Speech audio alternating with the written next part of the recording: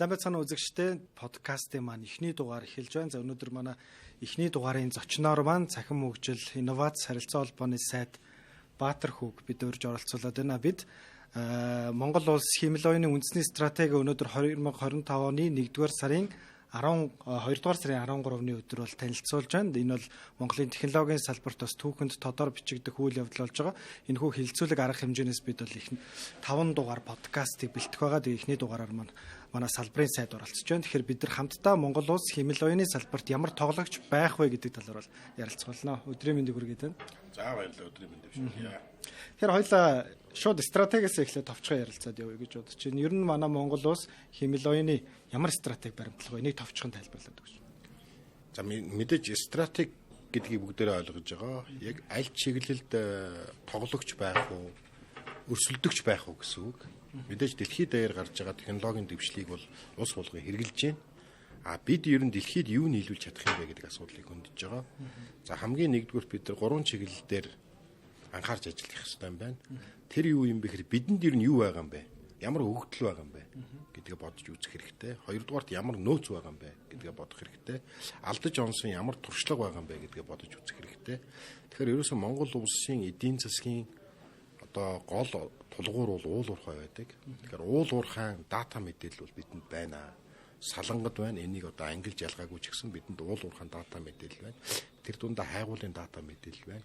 Энэ дата мэдээллийг сургах юм бол дэлхийд даяар явж байгаа босод уул уурхайн салбарт одоо хэмэл оюуны чиглэлээр бүтээгдэхүүн үйлчлэгээ үзүүлж болно гэдэг ийм одоо ихний судалгаа бол гарсан. За хоёрдугаарт бол Монгол улс өргөн уудам нутагтай, агаарын орон зай бас чөлөөтэй ийм орон. Бидэнд ямар зовлон бэрхшээл байна вэ гэхээр бэрхшээлээсээ дандаа хүн сурж идэг. Түүнтэй адилхан энэ стратегийг бид нар гаргахдаа бидэнд ямар бэрхшээл боломж байна уу гэдгийг харж үзсэн. Тэгэхээр ерөөсөө Монгол улсын энэ цөлжилттэй холбоотой байгаль цагуурийн одоо өөрчлөлттэй холбоотой хэмэл оюуныг хөгжүүлэх ийм боломж байна гэж үзэж байгаа. Энэ одоо цөлжиж байгаа цөлжилтийг зогсоох, нэмээд одоо ногооруулах ямар одоо хэмэл оюуныг сургаж болох уу гэдэг мэдээлэл дата Монгол улсад байна гэж үзэж байгаа. За 3 дугаарт нь бол энэ бэлчээрийн менежментийн асуудал Монгол улсад тулгамдсан. Ер нь уул уурхай орн нөгөө талдаа хөдөө аж ахуйн орн гэж үздэг. Тэгэхээр энэ хөдөө аж ахуйн салбар тэр дундаа мал аж ахуй, бэлчээрийн менежментийн асуудал байгаа. Тэгэхээр бэлчээрийг оновчлох ямар үед нь одоо илүү ургац авч болох уу, ямар одоо үед нь тухайн одоо мас сүргээ байлгаж болох вэ гэдэг энэ хиймэл оюуныг бол Монгол хөгжүүлэх боломжтой байна гэдэг ийм одоо санаачлагуудыг одоо өнөөдөр бол танилцуулж байна. Тэгэхээр бол энэ 3 чиглэлд бол бид нар ажиллах боломж байна. Зарим салбарууд бол дэлхийн бусад улс орнууд хөрөнгө оруулалт хийгээд үжээ биднээс одоо төрүүлчихсэн. Бид нар араас нь одоо тэнд хөрөнгө оруулалт хийгээд тэр хэмжээнд очих уу гэдэг энэ асуудлыг нийнүүгөө ярьж байгаа. Тэгэхээр Монгол улс бүх одоо чиглэлд бол тоглогч байх боломжгүй, бас шаардлага байхгүй. Бидэнд ямар боломж байна вэ энэ чиглэлд байя гэж байгаа. За нэмээд бид нар энэ нисдэг төхөөрөмжийн асуудал дээр хэмэл оюуныг хөгжүүлж сургах, дроныг илүү боловсронгуй болгох чиглэлд боломж байна гэж үзэж байгаа. Тийм учраас манай салбар бол чөлөөт бүсийг Монгол улс туршилтын бүсийг байгуулъя гэж байгаа. Учир юу юм бэ гэхээр агаарын тээврийн ачаал Монгол улсын агаарын орон зайд харьцангуй бага байдаг. Хоёрт өргөн уудам нутаг дэвсгэртэй. Одоо энэ туршилтыг хийхэд тулд ингээ хиймэл салхи юм уу, хиймлэр ингээ хүүтэн энэ болгодог л доо. Тэгэхээр Монголын өвөл, Монголын хавар нь өөрөө ингээ салхитай байдаг учраас тухайн тоног төхөөрөмж энэ салхинд одоо яг ажиллаж байна уу, ийм хүүтэнд ажиллаж байна уу гэдэг бэлэн туршилт хийх цагуурийн газар зүйн одоо орчин байна гэж үзэж байгаа учраас энэ чиглэл бид нар бас мөнгө олох, дэлхийдээ өрсөлдөх боломж байна гэж үзэж байгаа. Тэгэхээр товчхондоо бол Монгол улс яг өөрсдөө тулгамдж байгаа асуудлуудаа, байгаа өгөгдлүүдээ ашиглаад, хэмэл оюун датануудыг ашиглаад шийдэх боломжууд байна. Тэрийг хамгийн түрүүнд илэрхийлнэ гэж ойлгож байна. Яг энэ OpenAI-ийн чатботууд гэдэг шиг юм уу те. Тэд нар бол яг ийм Монголиа дээр чатбот, агентийн систем байдлаараа нэвтэрнэ. Гэхдээ яг бидний өөрсдийн асуудлууд байна. Энэ дээр хэмэл оюун датад. Та даваа гарагт бас цахим хөгжлийн яамнаас хэрэгжүүлэх, энэ ондоо хэрэгжүүлэх 10 онцлог ажлыг бас танилцуулсан байгаа. Тэгэхээр эдгээр бас манай хэмэл оюуны салбартаа бас холбогдож байна л да. Тэгэхээр хоёулаа эдгээр дата төвийн асуудлаар ярилцъя гэж бодож байна. Энэ төсөөлөл ер нь хизэнээс хэрэгжиж эхлэх үү? За мэдээж ногоо эрчим хүчээр хангагдана гэдэг мэдээллийг таваас өгсөн байгаа тийм. Монгол улсад Төв Азад ер нь үндэстэн дамсан томоохон дата төвүүдийн тоо харьцангуй цөөхөн байдаг. Зүүн өмнөд Аз, за өмнөд Америк буюу Америк нэгдсэн улс, Европын улсуудад бол олон улсын маш хүчтэй дата төвүүд бол байна л да. Тэгэхээр бид нэр бүс нутагтаа ингээд хиймэл оюунаар дата төвөөр экспорт хийх ямар боломж байна вэ гэдгийг эрэлхийлж байгаа. Тэгэхээр одоо бидний хэлдгээр Төв Аз, Монгол, магадгүй хойд хөрш Оросын холбооны улс руу бид нар дата төв буюу өгөгдлийн экспорт хийх энэ боломж болцоо байж болох юм байна гэдэг ихний судалгаа хийсэн. Тэгээ одоо техник эдийн засгийн үндэслэл хийж байна л да.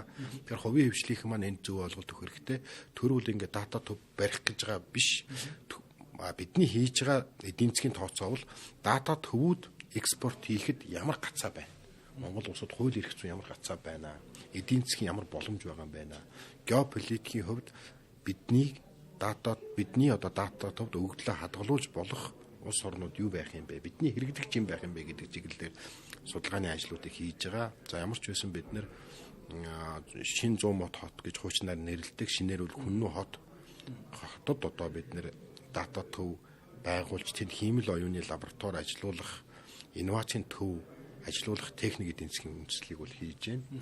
Тэгэхээр мэдээж төр хувийн хвшлийн нэг бол хамтарч хийнэ. Тэгэхээр ямар ч үсэн зах зээлийн одоо бүс нутгийн зах зээлийн судалгаа бол эхлээд явж байна гэдгийг хэлье. Тэгэхээр дата төвийн асуудал дээр хөрөнгө оруулалт мэдээж маш өндрөөр яригдах байх. Ер нь бол олон улсууд яг өөрсдийнхөө хэмжээнд маш их хэмжээний хөрөнгө оруулалтуудыг дата төв рүү бол хийж байгаа харагдаж байгаа тий. Тэгэхээр яг Монгол улсын хувьд бас энэ дээр ингээд олон улсын байгууллагаас эсвэл олон улсын томоохон технологийн компаниудаас санхүүжилт татах гэдэг ч юм уу тий. Яг ийм хөрөнгө оруулагчдын сонирхол яг энэ салбарт байгаа үед бид нар ер нь яг яаж ажиллах хэрэгтэй байгаа вэ? Ер нь энэ тал дээр ямар байр суурьтай байгаа вэ?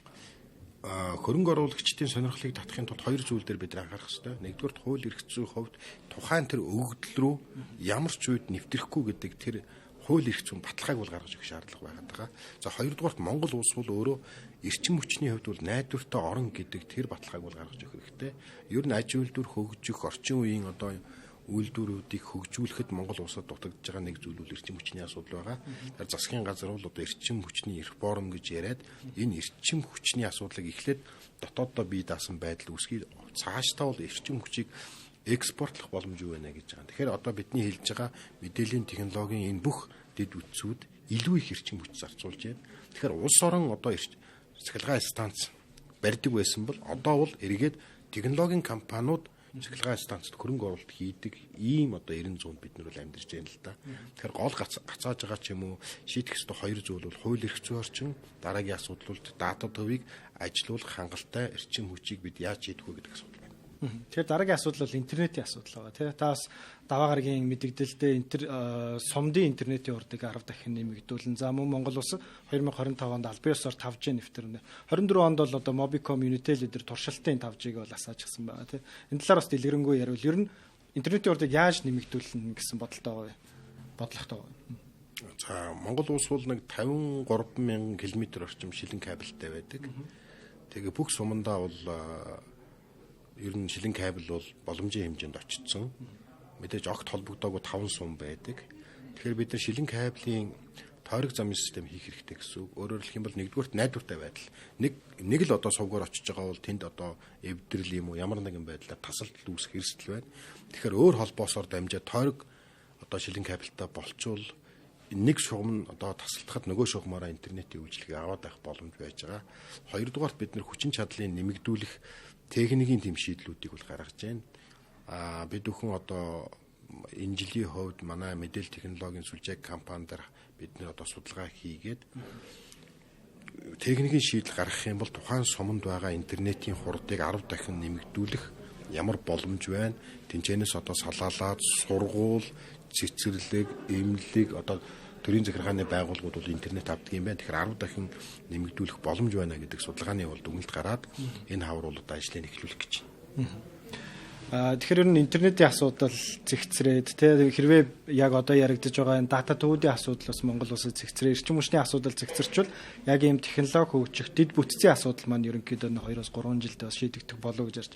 Тэгэхээр төр өөрсдөд байгаа их датагаа нээлттэй болгоно гэж зарласан байгаа. Тэгэхээр тэр нээлттэй датаг за хувийн хвшил болон судалгааны байгууллагууд яаж ашиглах боломжтой төр датагаа нээлттэй болгоно гэдэг нь яг юу хэлээд байна? Одоо бидэнд байгаа нөөцтэй хэмэл оюуны түлш гэж хэлж болох зүйл бол энэ өгөгдөл юм байна. Тэгэхээр төрд бол өгөгдөл бол байна. Одоо бид нэр бүгдээрээ ярьж байна. Агаар орчны бохирдлын улмаас одоо хавдрын өвчл илэрж байна, их илэрж байна гэж байна. Тэгэхээр энийг бидний судалгааны явцад бол маш сайн шалгах хэрэгтэй. Гэтэл тэр тухайн хүний яг хувийн мэдээллийн ардталт нь хинбэ гэдгийг нууцлаад тэгээд маш олон хүний мэдээлэлтэй нийлүүлэхээр тэр бол их өгөгдөл болж байгаа. Тэр их өгөгдлийг яг ингээд цэвэрлээд одоо бидний хэлдгээр одоо түүхий гэж хэлэхээр арай буруу хэллэг болчих واخ. Цэвэрлж ангилаад ингээд судалгааны шинжтэй одоо офн нээлттэй болгоход судалгааны байгууллагууд тэр нээлттэй өгөгдөл буюу мэдээллийг аваад олон сарын энэ дундаж олон сарын сургалтын явцад хиймэл оюуны бүтээгдэхүүнийг бол гаргах боломж байгаа юм л та. Тэгэхээр төрийн бүх байгууллагууд дата мэдээлэлээ бол ингээд цуглуулчихсан байна. Дор бүрнээ. Хоёрдугаарт ангилчихсан байгаа. Гол нь одоо нээж өгөх, бие биентэйгээ холбогдох одоо дата нуур гэж бид нэр ярьдаг. Нөгөө их өгөгдөл рүүгээ нийлүүлэхийн ажил бол гацаад байгаа. Тэгэхээр 2025 он бол их өгөгдлийг хувийн хвшил судалгааны байгууллагууд нээлттэй болгох ажил байгаа. Хоёрдугаарт хувийн хвшлүүд дээр маш их дата өгөгдөл байна. Энийг ч гэсэн бас нээлттэй болгох энэ ажлуудыг мэргэжлийн байгууллагууд, мэргэжлийн холбоотой бол ярьж байна. За бид нар бол эхний 3 жил бол энэ дата мэдээлэл өгөгдлийг бол эргэлтэнд оруулъя. Хатуу мэдээллийн технологийн дэд үтсийн асуудалд хөрөнгө оруулалт хий, хөрөнгө оруулалт хай. Тэгээд одоо 3 дахь жилээс нь бид нэр энэ хиймэл оюуны тодорхой бүтээгдэхүүнээр дэлхийн зах зээл дээр гарыг гэсэн ийм цаг хугацааны хувьд 3 үе шаттай стратегийн төслийг бол өнөөдөр бол танилцуулж байна. За энд би бас нэг зүйлийг нэмж хэлэхэд бол Монгол улс бол далайд гарцгүй. Гэхдээ хиймэл оюунаар дамжаад дэлхийн зах зээл дээр гарах шинэ боломж бол нэгдэж байгаа.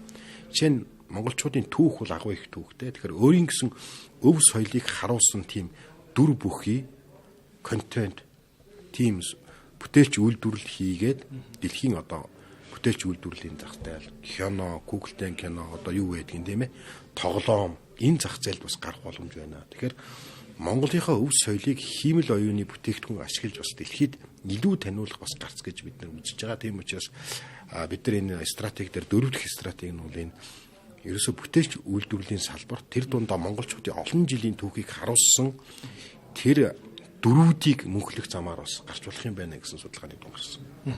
Тэгэхээр хэмэл оюуны салбар бас эдийн засагт маш том өөрчлөлтийг авчирна гэж бол судлаачид ярьж байгаа тийм.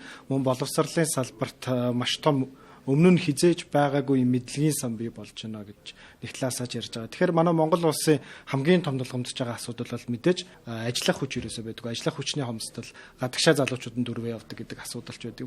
Хэмэл оюуны тусламжтайгаар бас энийг нөхөх боломжтой гэж бол зарим судлаачид манай дотоодын салбарын мэргэжилтнүүд ярьж байна л да. Тэгэхээр ийм Монголын хувьд бас агентийн системийг энэ жил оруулж ирж байгаа гэсэн. Яг энэ байдлаараа одоо энэ агентийн систем маань өмнө нь ажилдаг байсан операторуудыг орлох боломжтой болж байгаа гэсэн үг шүү дээ. Тэгэхээр энэ байдлаараа бас төр ингээд хэмэл оюуныг ажлын байр эдийн засгийн үр өгөөжийг нэмэгдүүлэхэд ашиглаад явна гэж ойлгож байна. Зөв. Төрийн үйл ажиллагааны одоо зардлыг хэмнэх мэдээж бол хэмнэн бас бүтээмжийг нэмнэ. Энэ бол ойлгомжтой. Иргэдийн бас цагийг хэмнэн. Энэ бол ойлгомжтой. Тэгэхээр ер нь хэмэл оюуны хэрэглээ эрүүл мэндийн салбарт бол маш одоо хурдцтай нэвтэрсэн байна. Хоёрдугаарт нь төрийн энэ үйлчилгээний салбаруудад маш хурдцтай нэвтэрсэн монголчууд ч гэсэн одоо эхнээсээ ашиглаж эхэлж байна л да. Тэгэхээр 25 ондоо бол хиймэл оюуны хэрэглээ бол эрүүл мэнд, төрийн үйлчилгээ, боловсрол, уул уурхай маш олон салбарт бол ингээд нэвтрээд бүтээмжийг нэмэгдүүлээд үр дүнгийн хүмүүс хараад эхэлж байна л да. За гол асуудал юу юм бэ гэхээр нэгдүгээр хөдөө хотын ялгааг багасгах боломж байна. Монгол улс бол өргөн удам нутагтай. Тэгэхээр суманд байгаа хүн интернетийн хурдыг шийдчих юм бол Улаанбаатар хотод байгаа юм шиг эсвэл дэлхийн хаанаас ч одоо эрүүл мэндийн, боловсролын, босод одоо бүхэл үйлчлэгийг авах энэ суурь дэд үтс бус шийдэгдэж байна гэж үзэж байгаа.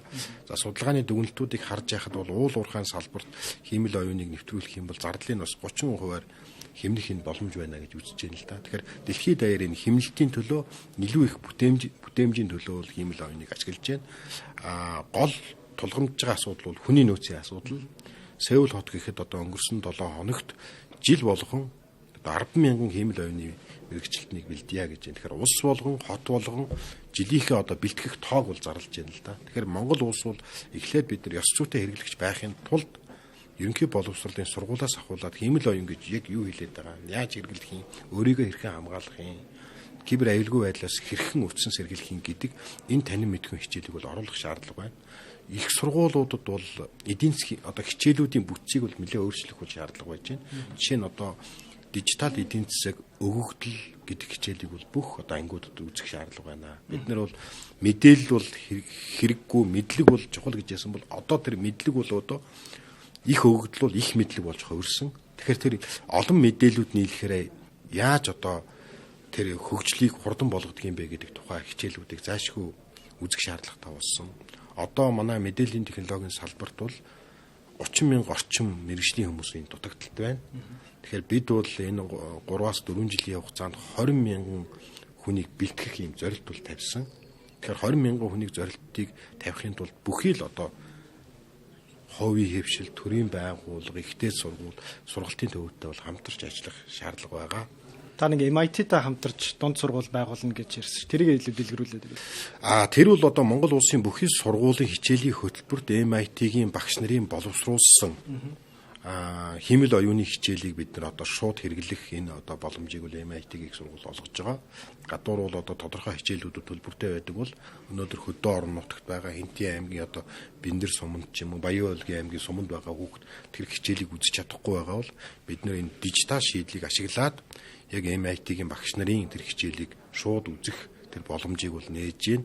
Энэ хөтөлбөр бол 100 гаруй улсад бол нэвтэрсэн 10,000 гаруй багш ажилтдаг ийм томоохон хөтөлбөр юм байлээ. Тэгээ энэ хөтөлбөрийг бол бид нэг зүгээр юм байна, маш оновчтой юм байна гэж үзэж одоо хэлцэл бол хийгээд ингээд дууссан байна.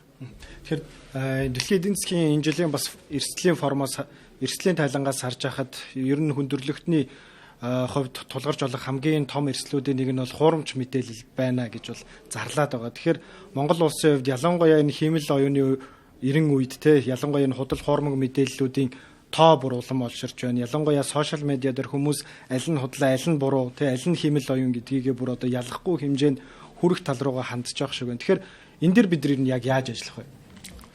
Deep одоо fake гэж ярьж байгаа. Тэгэхээр хиймэл оюунаар хийсэн илэрхий худлаа мэдээллийг ялгах тэр алгоритмыг бол хөгжүүлэх үйл шаардлага байгаа. Тэгэхээр цахим хөгжил инновац харилцаа холбооны чиг үүрэгт юу байдаг вэ гэхээр хиймэл оюунаар хийсэн илэрхий тэр худлаа мэдээллийг үнэн үү худлаа юу гэдгийг тогтоох тийм алгоритмыг бид нэр хөгжүүлэх заашгүй шаардлага бол үүсэж байгаа. Энэ бол улс үндэстний бас тусгаар тогтнол аюулгүй байдалтай холбоотой зүйл байгаа. За хоёрдугаарт үндэстэн давнсан одоо сошиал одоо платформ системээр дамжиж иргэдийг тэр дундаа санхүүгийн шинжтэй худал мэдээллийг дамжуулах замаар заллингийн асуудал сүүлийн жилүүдэд маш их өндөгдөж байгаа. Бид нэр урьдчилан сэргийлэх аль болохоор хүмүүс хэрсүү байх чиглэлд бол илүү анхаарч ажиллаж байна. Мэдээж одоо хууль хяналтын байгууллага бол ямар хуулийн хариуцлага тооцох вэ гэдгээ шийдэж байгаа. Тэгэхээр энэ худал мэдээллийн үндэс нь өөрөө бол юу байдаг вэ гэхээр мэргэжлийн байгууллагууд буюу хэвлэл мэдээллийн байгууллага, мэргэжлийн холбоод тэр баримтыг нэгтлэн гэдэг зүйл дээр илүү их анхаарах хэрэгтэй байдаг. Тэгэхээр баримтыг нэгтэлдэг тэр Монголд үйл ажиллагаа явуулж байгаа байгууллагуудын үйл ажиллагааг илүү өргөжүүлэх дэлхийдээ бол холбох шаардлага үүсэж байгаа. Баримтыг нэгтлэх. Баримтыг нэгтлэх чиглэлийн хичээлүүдийг ерөнхий боловсролын сургуульд оруулах хэрэгтэй болж байгаа. Тэгэхээр төр дангаараа энийг ингээд тэмцэх хэрэг угаасаа дийлэхгүй. Тэгэхээр төр яах вэ гэхээр энэнтэй тэмцдэг хараат тус байгууллагуудыг илүү их дэмжих хэрэгтэй. 100% төр энийг одоо шалгадаг болох юм бол илүү одоо эрх баригч талын ч юм уу мэдээллийг давмгаа гаргах ийм эрсдэл байдаг, арчлал хомогдох эрсдэл байдаг учраас энэ дээр бол төр засгийн байгууллагууд маш болгоомжтой ханддаг. Гэхдээ бол төр яг ямар бодлогоор хараат тус байгууллагыг дэмжих үү гэдэг хуулийн зохицуултаар хийж өгдөг юм байна лээ. Тэгэхээр бид нар бол нэгдүгээр энэ баримтыг шалгах асуудал байж байна. Хоёрдугаар энэ хиймэл оюуныг ашигласан илэрхий худлаа мэдээллийг хиймэл оюун юм уу жирийн одоо мэдээлэл юм уу гэдгийг ялгаж өгөх энэ алгоритмыг хийх бах. Цаашдаа бол ер нь энэ худал мэдээллийг шалгадаг чиглэл рүүгээ бол хиймэл оюуны алгоритмууд илүү хүчтэй ажиллана гэж бодож байна. Тэгэхээр энэ дугаарын подкастынхаа төгсгөл танаас асуухад таны даваа гарагт танилцуулсан 10 онцлог ажлын бас хамгийн сүүлд нь үндэсний сан байгуулнаа. Ялангуяа энэ технологи суурьтай инновац бүтээж байгаа технологийн компаниудыг дэмжих хөрөнгө оруулалтын санг бол байгуулга зарласан. За таны энэ мэдээллийн араас ер нь технологийн салбарт бол маш том хүлээлт үүсчээд байна гэхэд болно. За ер нь технологийн салбарын бүтээгдэхүүн хөгжүүлэлт маань өөрөө гарааны хөрөнгө оруулалт маш их шаарддаг. Гэтэ нэг шатнаасаа нөгөө шат руу ороход бол дахиад их хэмжээний санхүүжил шаарддаг ч юм уу те. Ер нь энэ сан яаж ажиллах вэ? Ер нь энэ дээр ер нь цааш цаашдын ямар ажлууд хийгдэх вэ? Одоо энэ компаниудын засаглалын асуудал жирийн юм шиг боловч маш чухал байдаг. Тэгэхээр компаниуд илүү их нээлттэй болох шаардлагатай. Үүний тулд мэдээллийн технологи, хөрөнгийн зах зээл хоёр хамт хөгжих хэрэгтэй байна.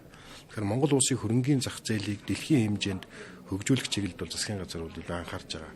Тэгэхээр энэ хаврын чуулганаар хөрөнгийн зах зээлтэй холбоотой томоохон шийдвэрийг улсын хурл гаргана.